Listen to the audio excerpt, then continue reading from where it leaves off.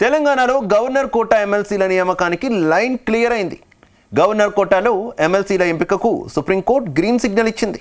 ఈ నేపథ్యంలో గతంలో సిఫార్సు చేసిన ఇద్దరు అభ్యర్థులకి అవకాశం ఇస్తారా, లేక కొత్త పేర్లను నామినేట్ చేస్తారా? అటు మంత్రి పదవి గండం ఎదుర్కొంటున్న అజారుద్దీన్కు పెద్దల సభకు పంపిస్తారని జోరుగా చర్చ జరుగుతోందా?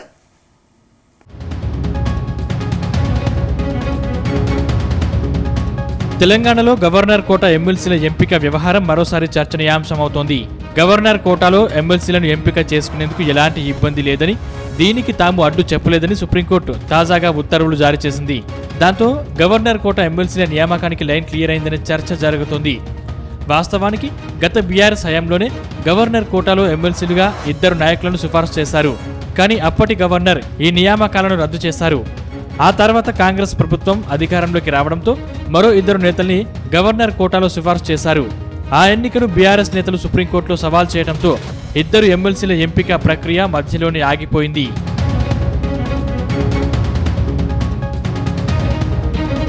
గత బీఆర్ఎస్ ప్రభుత్వంలో గవర్నర్ కోటా ఎమ్మెల్సీలుగా దాసోజు శ్రవణ్, కుర్ర సత్యనారాయణను ఎంపిక చేశారు. అప్పటి సీఎం కేసీఆర్ ఈ ఇద్దరు నేతలను గవర్నర్ కోటాలో ఎమ్మెల్సీలుగా సిఫారసు చేశారు. కాను అప్పటి గవర్నర్ తమిళసై ఈ సిఫారసులను రిజెక్ట్ చేశారు. దాంతో ఇద్దరి ఎన్నిక మధ్యలోనే ఆగిపోయింది. ఆ తర్వాత రాష్ట్రంలో కాంగ్రెస్ పార్టీ అధికారంలోకి వచ్చింది.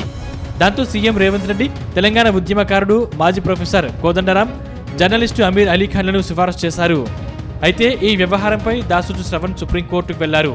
ఈ వ్యవహారంపై విచారణ చేసిన సుప్రీంకోర్టు గతేడాది ఆగస్టులో మధ్యంతర ఉత్తర్వులు ఇచ్చింది. దీని ప్రకారం తుది తీర్పునకు లోబడి గవర్నర్ కోటాలో ఎమ్మెల్సీలను ఎంపిక చేయొచ్చని స్పష్టం చేసింది.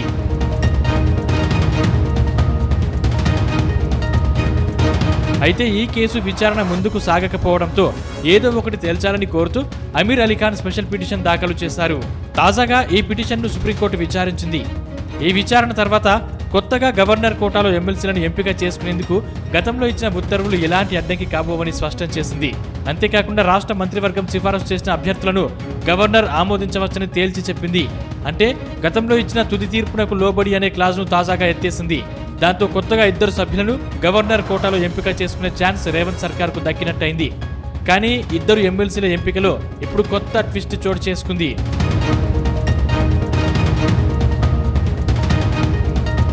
అయితే గవర్నర్ కోటాలో ఇప్పుడు ఎవరిని ఎంపిక చేస్తారనే చర్చ కాంగ్రెస్ నేతలను కంటి మీద కునుకు లేకుండా చేస్తోంది. ఎందుకంటే ఇటీవల కాంగ్రెస్ నేత అజారుద్దీన్కు మంత్రి పదవి ఇచ్చారు. ఆయనకు ఏ సభలో సభ్యుడు కాకముందే మంత్రిగా అవకాశం కల్పించారు. జూబ్లీహిల్స్ ఎన్నికల టైంలో ముస్లిం ఓటర్లను ఆకర్షించేందుకు అజారుద్దీన్కు మంత్రి పదవిని కట్టబెట్టారు. అయితే అజారుద్దీన్ ఏప్రిల్లోగా ఏదైనా సభకు ఎన్నిక కావాల్సి ఉంది. కానీ ఇప్పట్లో ఏ సభలో వెళ్లే అవకాశం అజార్కు లేకుండా పోయింది. ఇటీవల తెలంగాణ జాగృతి అధ్యక్షురాలు కవిత తన ఎమ్మెల్సీ పదవికి రాజీనామా చేశారు. దాంతో స్థానిక సంస్థల కోటాలో ఎమ్మెల్సీగా అజార్కు అవకాశం కల్పిస్తారనే టాక్ నడిచింది. కానీ ఎంపీటీసీ, జెడ్పీటీసీ ఎన్నికలు పూర్తయ్యాకే ఎన్నిక జరగాల్సి ఉంది. ఆలోపు అజార్ మంత్రి పదవి పోవడం ఖాయమనే చర్చ సైతం జరిగింది. కానీ ఇప్పుడు గవర్నర్ కోటాకు సుప్రీంకోర్టు గ్రీన్ సిగ్నల్ ఇవ్వడంతో అజారుద్దీన్ను గవర్నర్ కోటాలో పెద్దల సభకు పంపిస్తారని ప్రచారం సాగుతుంది.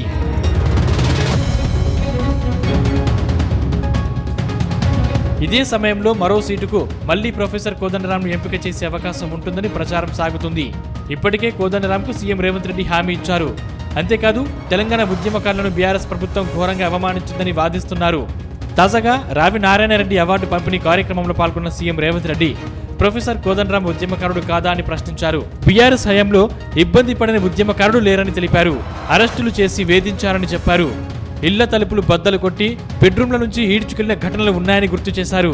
ఇప్పుడు అవేమీ కనిపించడం లేదని చెప్పారు సీఎం రేవంత్ రెడ్డి. ఈ నేపథ్యంలో కోదండరాంకు ఎమ్మెల్సీ ఇవ్వడం ద్వారా బీఆర్ఎస్ కు షాక్ ఇవ్వాలనే ఆలోచన చేయొచ్చని తెలుస్తోంది. ఈ రోజు ప్రజాస్వామిక బద్ధంగా జరిగే విచారణలు ఎవరైనా ఎదుర్కోవాల్సిందే.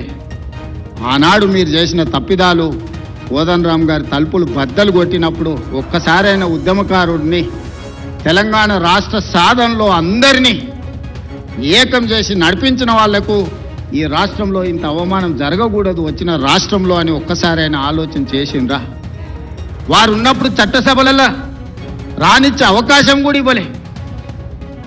ప్రజా పరిపాలన ఏర్పడ్డ తర్వాత వారిని శాసనమండలి సభ్యులుగా పెద్దల సభలో ఉండాలని పంపిస్తే సుప్రీంకోర్టు వరకు కేసేసి కొట్టేయించిన చరిత్ర మీది.